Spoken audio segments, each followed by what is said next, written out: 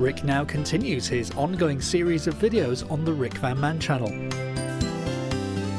Today it's time to catch up with his latest video log from the allotment. Hey there, this is Rick. I hope everyone's having a great day. Okay, we're back at the allotment again. I'm just waiting for my rotavator to be delivered actually. The man with the van's going to be arriving, he said about 12.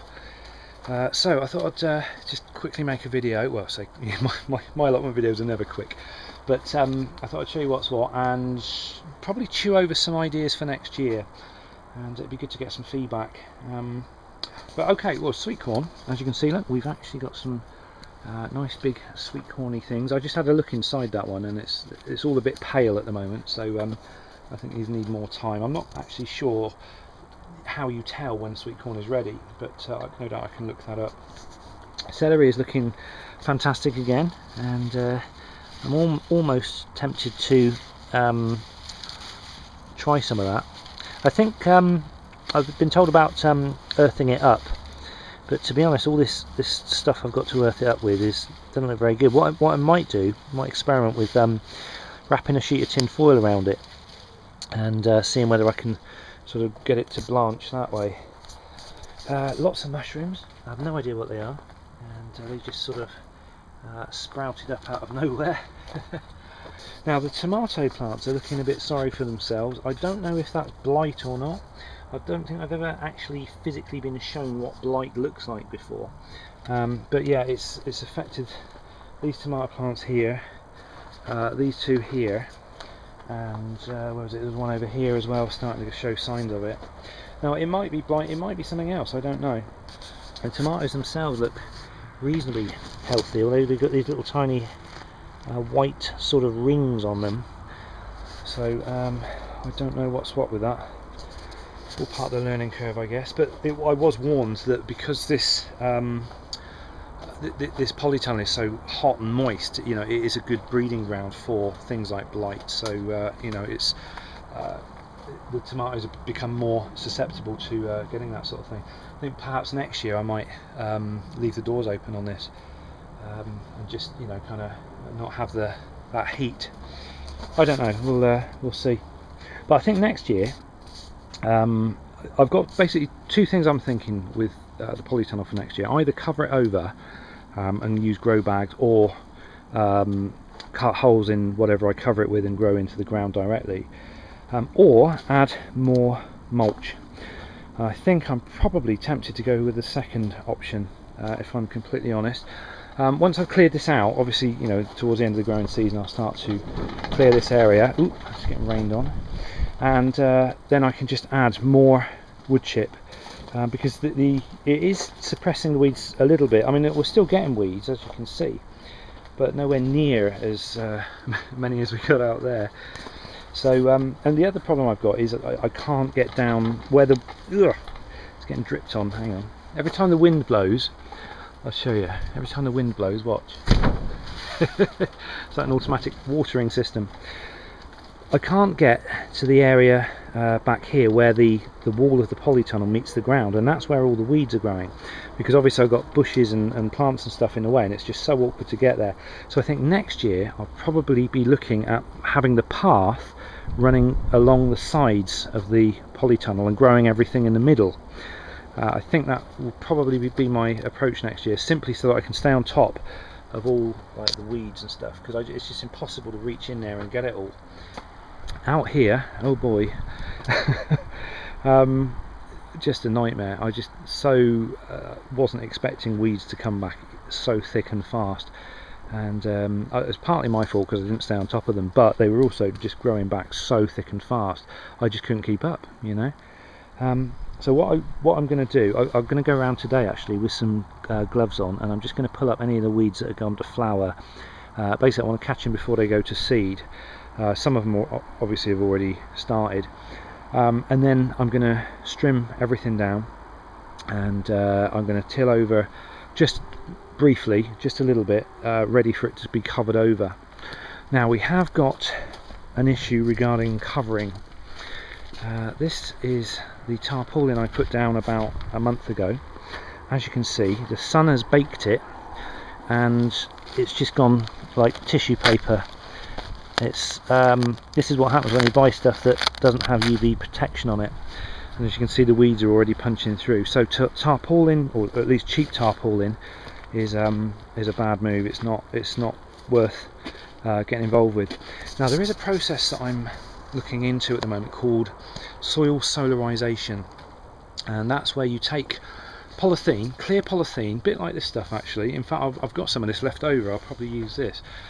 And you lay it on the ground, and the sun will basically bake the weeds to death, or bake the seeds of the weeds to death. And I think you need to clear the ground a little bit first, and then you just cover it over in this stuff, and it will take care of the weeds. Now I need to look into it a bit more, but I'm thinking of doing that solarization thing down here. And then next year, because this ground is just so wet, I think what I'm going to do is just use grow bags on top of it. You know, there's just everything that I've tried planting here is just it's just constantly getting flooded. You know, you can actually see puddles of water there when we get rain.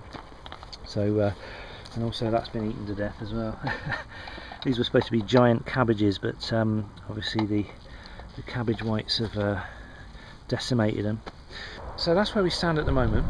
Like I say, next year I want to cover this up, probably do that solarization technique on the ground out here, and whether I plant stuff in grow bags on top. I mean, personally I would rather grow stuff in the ground, although I mean, this year it's been a terrible growing season and stuff hasn't done very well, but I'm assuming if we get some decent weather and it's not constantly wet all the time, then stuff will grow a bit better.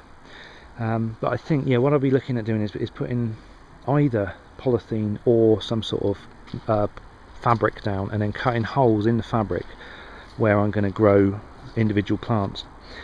And we'll try that method this year and see how we get on. I'm also going to dig up some potatoes this year, today, sorry, not this year, what am I about? As you can see, all the potatoes I had here, they've all been choked out by bindweed, this nasty stuff. And there's a potato plant, and it's just been throttled. Although this is rocket, so it's due now for them to sort of all die off. So I'm going to dig those up today and see what we got.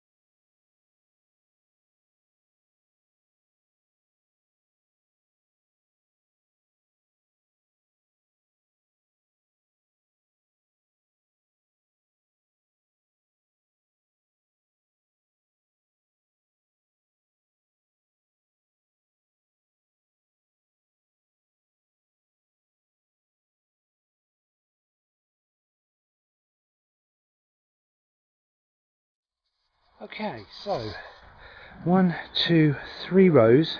I actually had 4. I got some from here the other day, but for those 3 rows there, I got about half a bucket, which is not brilliant. It's not bad, I suppose, considering the growing season we've had, but not brilliant. I'm sure I can get more.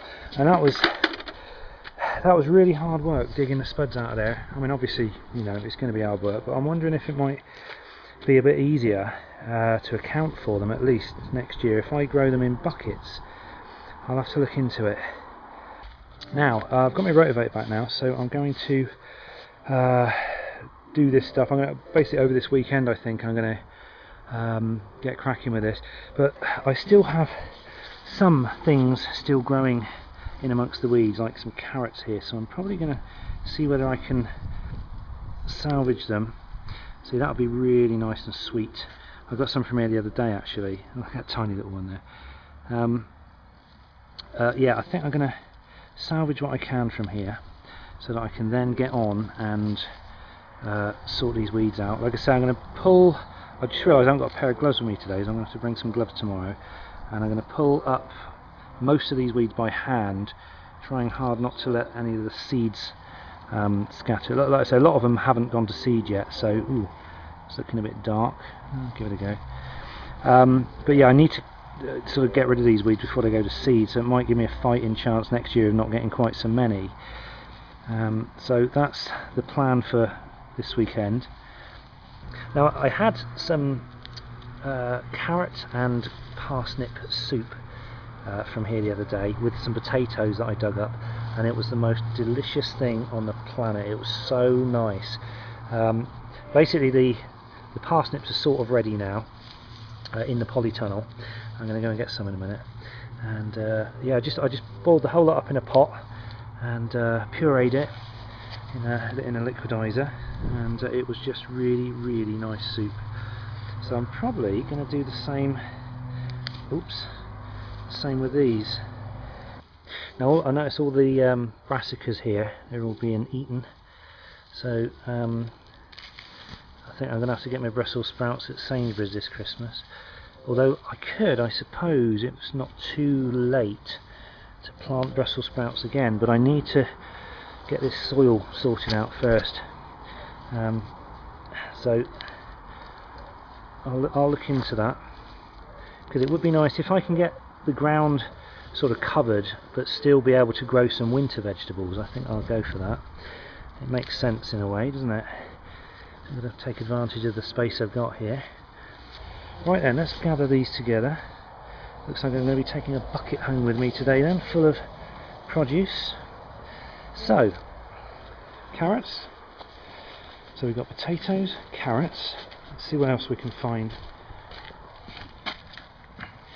Yummy.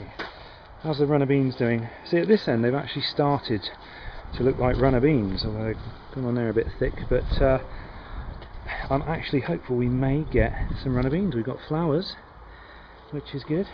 So they may be late, but better late than never, I guess. I had sort of given up on them, you know.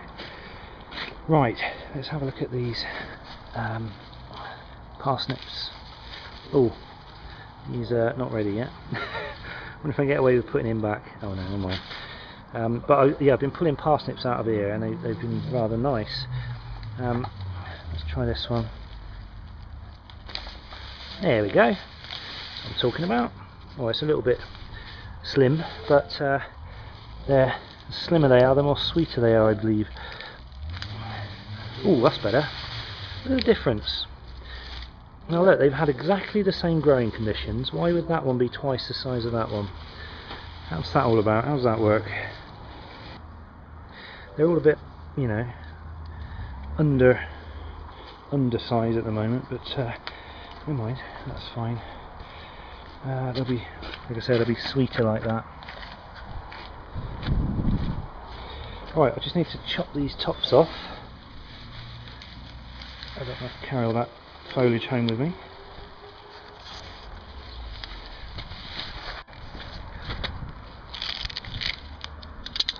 There we go. That's 4 parsnips to add to the pot. Right then, what else we got? Let's pick, just out an experiment. I'm just going to pick one. Just going to pick one of these. Leave it on the windowsill at home and see if it goes ripe okay. Oh, I should do.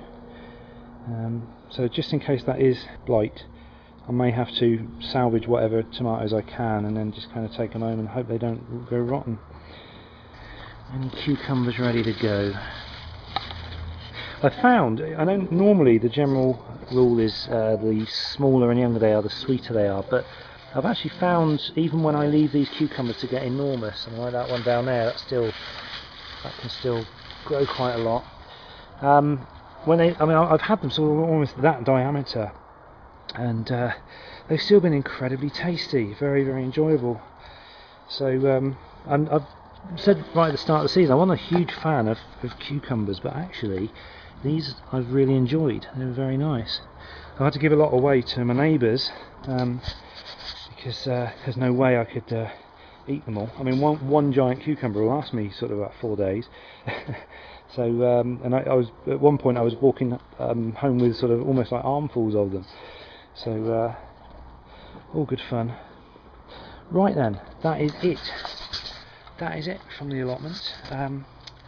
nothing more to see or do, but would be interested to know if you think that instead of earthing up, because I know you've got to earth them up to blanch them to make them go that kind of light colour, if wrapping a piece of tinfoil around them might, it's just an idea I want to experiment with, because the soil and stuff I don't have around here is just not that good for earthing up.